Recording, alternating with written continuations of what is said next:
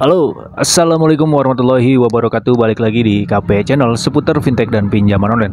Oke teman-teman ya, di video kali ini gue akan ngebahas lagi ya. Kali ini pembahasannya mengenai aplikasi Kredipo ya.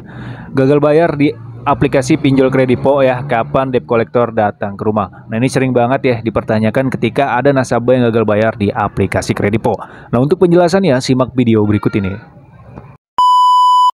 Oke teman-teman ya, seperti yang diketahui nasabah gagal bayar ya, Galbay akan mengkhawatirkan jika ada debt collector yang datang ke rumah ya di aplikasi pinjaman online. Bukan hanya di aplikasi Kredipo saja teman-teman ya. Nah seperti di pinjaman online pinjol Kredipo ini ya, banyak nasabah yang Galbay yang bertanya kapan debt collector lapangan itu datang ke rumah. Nah di sini gua akan membahasnya teman-teman ya. Nah untuk diketahui Kredipo merupakan salah satu aplikasi yang melayani pinjaman dana secara online ya. Aplikasi ini sudah terdaftar dan diawasi oleh Otoritas Jasa Keuangan atau OJK. Umumnya pengguna yang telat membayar tagihan akan didatengin debt collector. Salah satunya ini adalah resiko ketika kalian gagal bayar di aplikasi Kredipo. Nah selanjutnya ya, banyak pertanyaan mengenai kapan debt collector Kredipo itu datang. Ya, nah jika nasabah telat bayar tagihan ya, Kredipo bakal nonaktifkan akunnya dan nasabah tidak bisa menggunakan lagi. Ini adalah hal pertama ketika kalian gagal bayar. Nah kemudian ya, selain itu catatan kredit nasabah yang gagal bayar di Kredipo jadi buruk ya, dan bisa masuk daftar hitam atau blacklist BI checking. Jadi tidak bisa meminjam uang di bank atau lembaga keuangan lainnya teman-teman ya. Nah ini proses dari Kredipo ya, dari sebelum jatuh tempo sampai debt collector datang ya. Ini menurut pengalaman gue ya. Jadi debt collector itu Kredipo datang itu setelah 60 hari teman-teman ya, atau 2 bulan dari tanggal jatuh tempo. Secara lebih lengkap berikut rinciannya ya.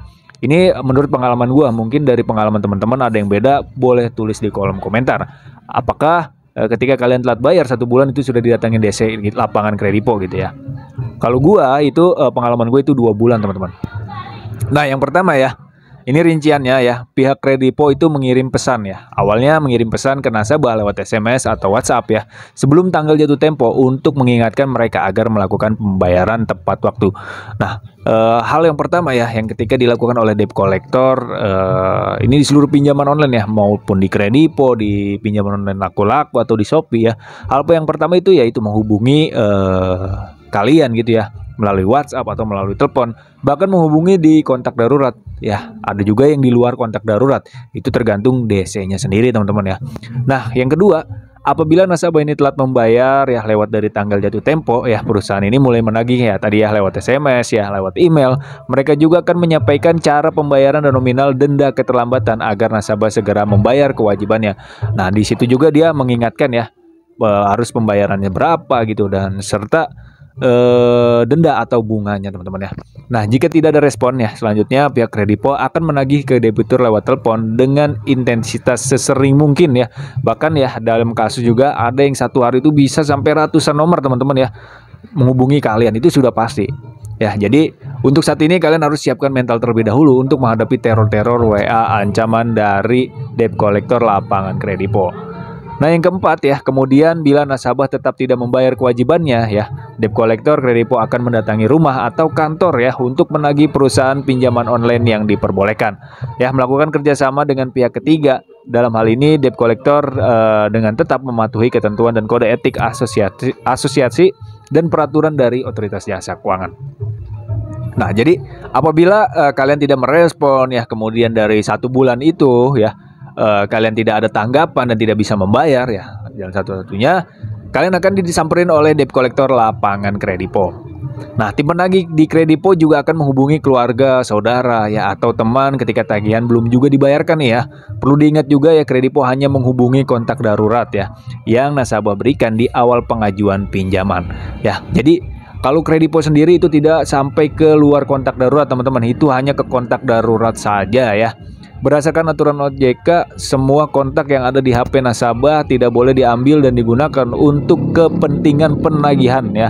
Itu dia penjelasan mengenai kapan debt collector Kredipo datang ya. Untuk menghindari debt collector datang ke rumah, sebaiknya lakukan pembayaran tagihan tepat waktu jika ada dananya teman-teman ya. Jangan sampai debt collector datang ke rumah.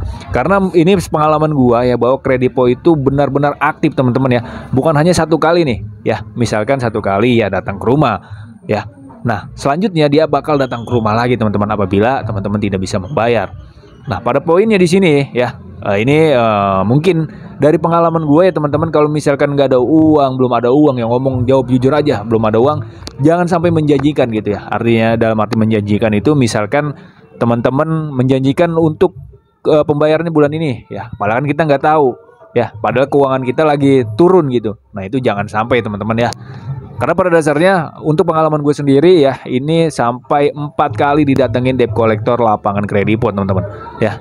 Karena DC lapangan Kredipo itu memang benar-benar aktif gitu ya. Ketika kalian tidak bisa membayar, dia bakal datang ke rumah lagi dengan orang yang berbeda teman-teman ya. Jadi DC-nya banyak nih Kredipo ya. Karena dia juga kan salah satu pinjol yang besar juga gitu ya, yang sudah terdaftar di OJK ya. Dia menyewa ke pihak ketiga itu banyak teman-teman ya. Nah, dari 4-nya ya, ketika DC lapangan Kredipo datang ke rumah, itu 4-4-nya beda teman-teman ya. Ada yang ketika pada saat pertama ya, gue tidak bisa membayar di aplikasi Kredipo, dia datang ya, kemudian gue ngomong nih, gue nggak bisa ngebayar lagi karena belum ada dananya. Nah, selang sebulan, nggak sampai sebulan teman-teman ya, 3 minggu dia datang lagi teman-teman. Nah, dengan 2 orang. Nah, selang seminggu lagi, karena gue tidak bisa membayar, dia datang lagi teman-teman ya, sampai 4 kali. Coba bayangin, dengan orang yang berbeda-beda ya. Terus gimana bang perlakuan dari debt collector? Ya, untuk saat ini masih aman ya, masih aman dalam artian ya masih sopan gitu.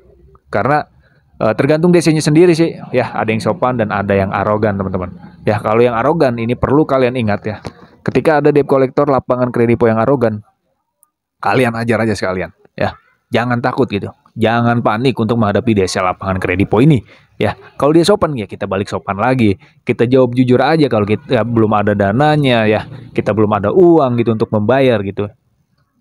Jadi seperti itu, jangan takut ya untuk menghadapi debt collector lapangan ya. Kalau kita semakin takut nih, kita bakal digencar habis-habisan oleh debt collector ya, gitu teman-teman ya. Otomatis dari pihak dia ya, gimana caranya supaya nasabah ini membayar gitu ya. Nah, yang paling penting ya, kalian harus minta surat penagihan, minta identitas KTP itu ketika ada debt collector lapangan Kredipo. Takutnya ya itu cuma hanya settingan aja gitu ya. Kan kalau dari resminya itu harus ada surat identitas ya, terus kartu tanda pengenal itu harus kalian pinta, dan beserta surat penagihannya teman-teman. Ini penting banget ya. Jangan sampai ada kasus ya ketika ada nasabah yang membayar ya di debt collector lapangan Kredipo, tapi tagihannya masih segitu-gitu aja gitu. Nah, ini kan dipertanyakan gitu ya, kemana uangnya gitu ya. Nah, itu jangan sampai teman-teman. Kalau mau bayar ya, langsung ke virtual account-nya atau ke ini aja, ke aplikasinya gitu ya. Jangan sampai kalian membayar di debt collectornya. Takutnya nanti ketika kalian membayar gitu ya, itu uangnya tidak masuk ke tagihan ya, malah masuk ke debt collectornya. Ini sering banget teman-teman terjadi ya. Jadi buat pelajaran aja buat teman-teman ya untuk menghadapi debt collector lapangan Kredipo, karena dari kasus sebelah juga ada yang arogan, ada yang sopan ya, itu tergantung dari debt collectornya. Oke, perlu kalian garis bawahi ini ya. Jangan panik dan jangan takut ya ketika menghadapi debt collector lapangan Kredipo. Kita yang paling penting ini adalah siapkan mental aja gitu ya. Karena untuk DC Kredipo ini ya, dari seluruh pinjaman online, DC Kredipo yang paling aktif teman-teman ya. Jika kalian tidak bisa membayar, dia bakal ke rumah lagi, gitu. Oke, sampai bosan sendiri kan gitu ya. Karena pada dasarnya untuk 90 hari kalau nggak bisa ngebayar gitu, itu ya otomatis untuk secara penagihan baik online maupun offline itu tidak dibolehkan oleh aturan OJK. Jadi kita masuknya ke daftar hitam blacklist BI checking. Jadi gitu aja, jangan takut ya, sekali lagi gue katakan ya.